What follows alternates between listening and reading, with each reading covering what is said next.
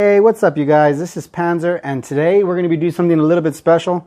It has to involve our key fobs.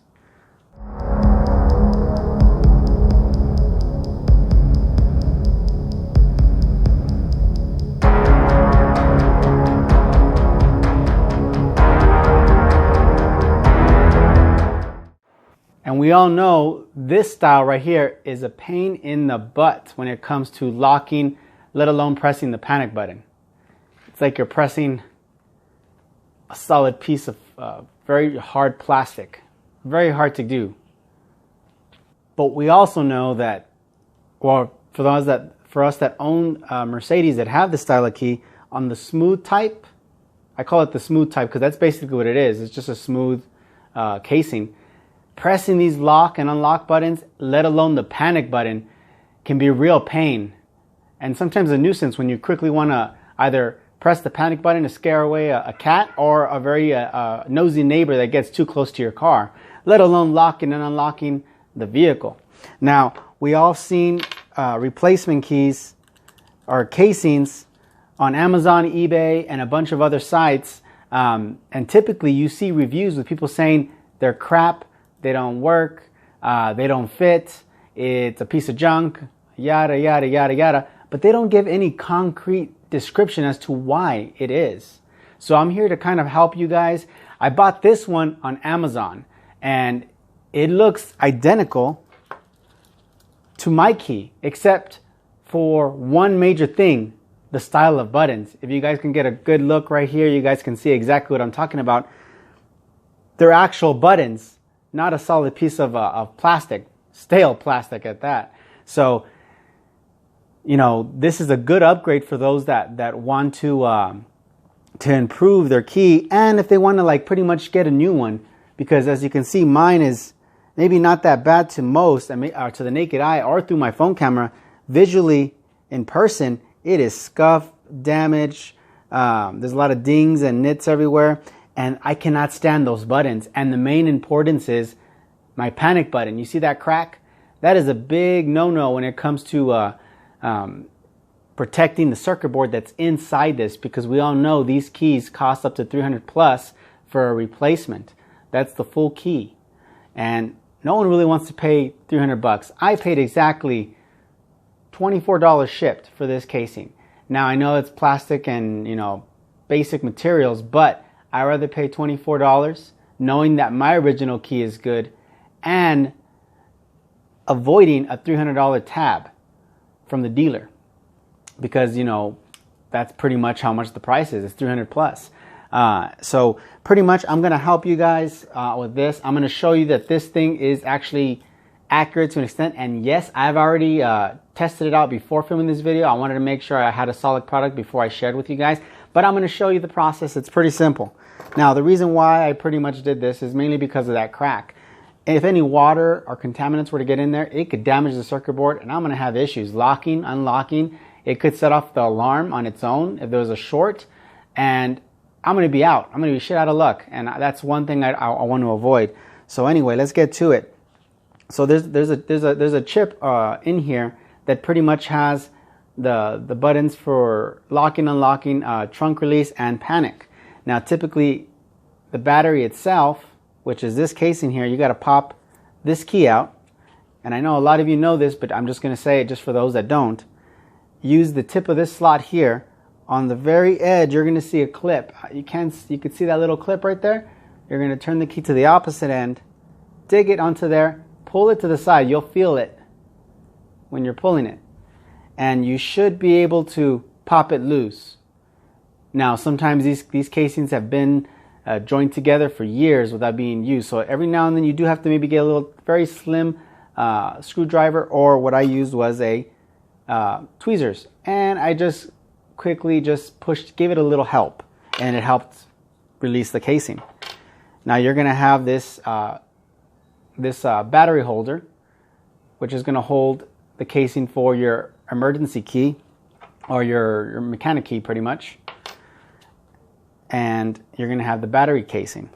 Now inside here is going to be your circuit board. And you see that little plastic little tab? That little tab is what you're going to use to pull this circuit board out. You want to take your time.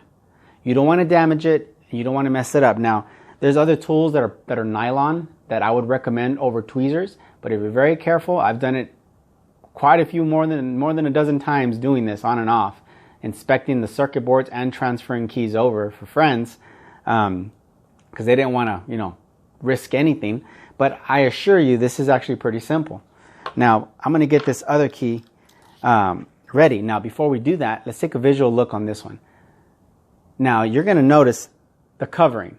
They covered the star logo so it wouldn't get scratched or damaged. And I like that because they let you, the new owner of it, remove the actual logo. And look at that. Doesn't that look great? This looks way better than the original, mainly because of those buttons. Makes it easier to access those key points that you use on a daily basis. Now this key is pretty much designed with the same materials.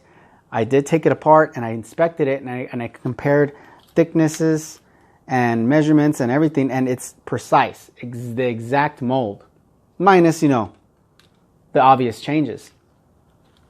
And it's the same concept. They give you a blank key which you can take to your to any pretty much key shop, and they can, you know, match to your exact. So you'll have an extra one to use, which is going to be awesome.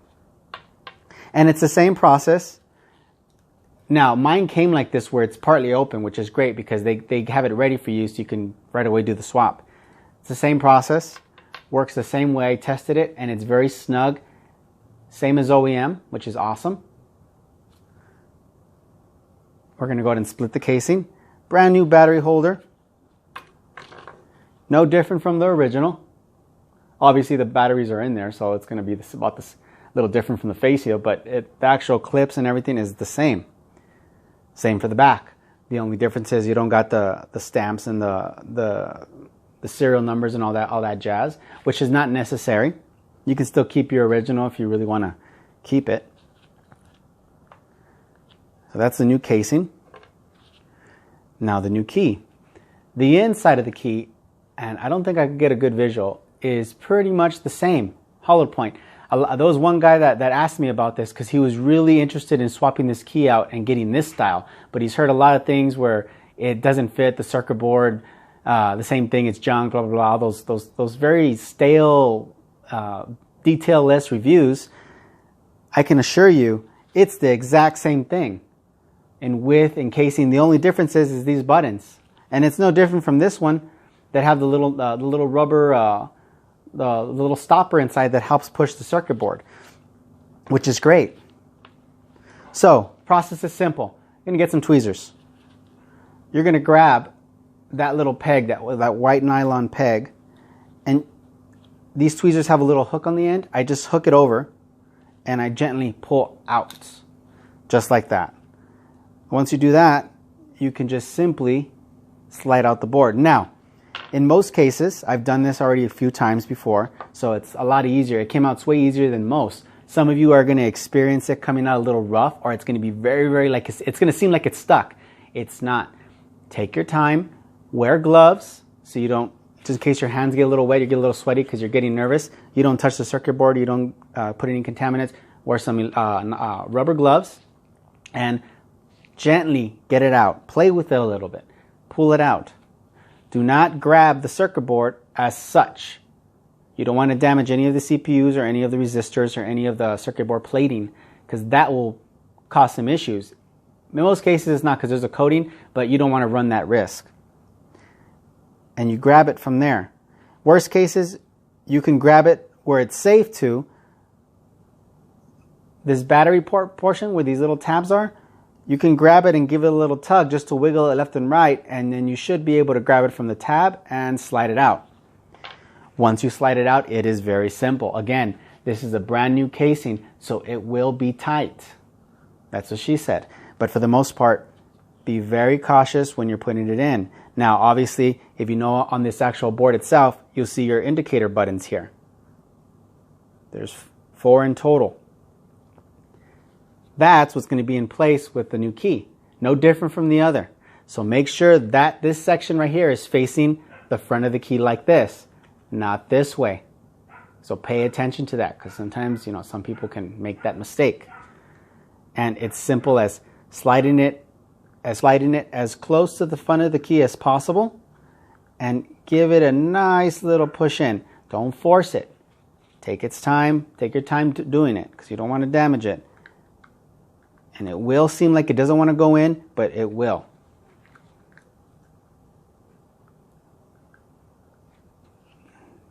You just got to find the right grooves. This is a brand new casing, and just like that, you see that?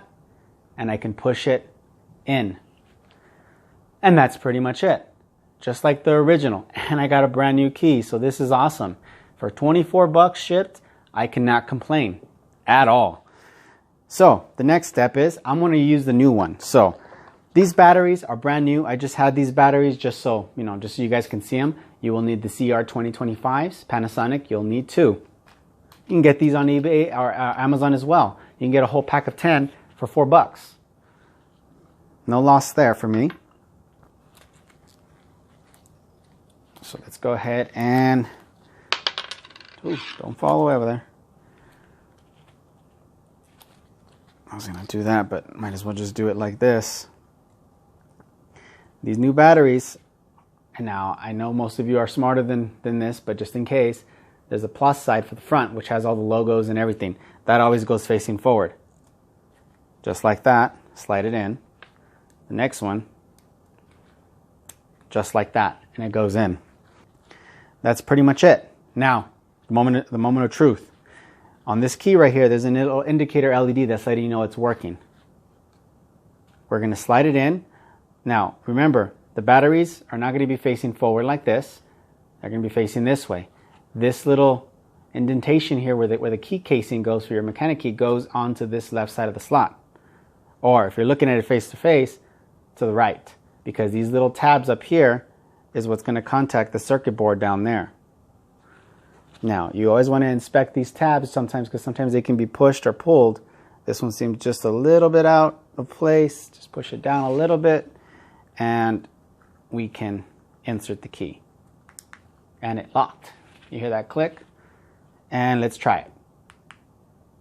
Oh, there's the LED indicator. Awesome. Now, that's pretty much it. All right, you guys, so moment of truth. We got our new key. Now, if you noticed, Schneider is covered and it is floating. It has no tires on it whatsoever. It's on jack stands. No, don't worry, I was not robbed. They wouldn't get too far, trust me. I have a pretty good security system on this, and I don't need to knock on wood for that. But for the most part, we're gonna test this key out. So the first thing we're gonna do is test our panic button right here. So before I do that, let me just focus the camera, and headphone users, do beware. And if you're in a quiet area, this might be a little loud. So we're gonna start by pressing it. Perfect. And oh, that was so much easier. I didn't have to strain. I didn't have to strain so much in holding that button or trying to figure out if I'm pressing it or not. It's noticeable and it feels good. Now we're gonna lock it. Probably can't hear that, but let me get a little close here. Pretty sure you guys can hear that. Let's get a little closer. Unlock, lock, and I don't want to pop the trunk, mainly because I have the cover on, but you guys get the idea. This key is perfect, and for those that need a new one and an updated one with the buttons, this key is worth every penny. Now, just to give you guys a quick follow-up of what I'm going to be doing, I'm going to be working on suspension work and, of course, our brakes. I got new floaters. I'm going to be painting those calipers. The wheels are going to be sent off to get powder coated, and we are going to be doing full coilover system and get rid of the stock suspension. Guys, there's different style of circuit boards, and I'm letting you know this before you order. If you have this style of key, which looks anywhere similar to this one or this one, these two are the same. If you have this style of key, this circuit board won't fit in these casings at all. The circuit board's more of a kind of like a obtuse triangle, so it's not going to fit inside these boards. these boards are not going to fit inside these casings. So I'm letting you guys know that right now. There is an updated version of this key with a fancier chrome edging, just like these right here. So it has chrome plating on the sides, the tops, and on both edges. And a little bit of improvements here as far as the mold. But that's pretty much it. So I'm just letting you guys know this, just in case you guys have this style casing thinking you can get this style casing. It will not work. Pay close attention when you're ordering. They do specify that, the buyers do specify what circuit boards work with which. So always just read and check instructions that the buyer or seller is providing. I mean the seller is providing. I got a brand new key casing and it looks gorgeous. I'm still going to get a case for this case. No pun intended there, but because I want to protect this casing. It's like you buying a new phone. It's a beautiful phone to look at, but you still want a case for it. Now, the original key, where are you? There you are. Ooh, this looks a little dull. I'm probably going to give this a little polish, but I'm still going to use it. Let's see if it works with the original. And yes, it does. Perfect. So this is a good buy. For those that were wondering, that were kind of skeptical because of those reviews, they're not helpful. And my advice to you is if you see people that post reviews that just say junk, garbage, and they don't give you any details, might want to get a second opinion on that, because those people are just, I don't know, those are the bad type of people that are bad for business for the most part. But I give this a 5 out of 5. Panzer approved for the most. Schneider's going to enjoy this new key, and I'm going to enjoy the comfortability of pressing buttons and knowing I don't have to worry about getting water in that cracked casing from my old key. And that's pretty much it, you guys. This is Panzer. You guys take it easy.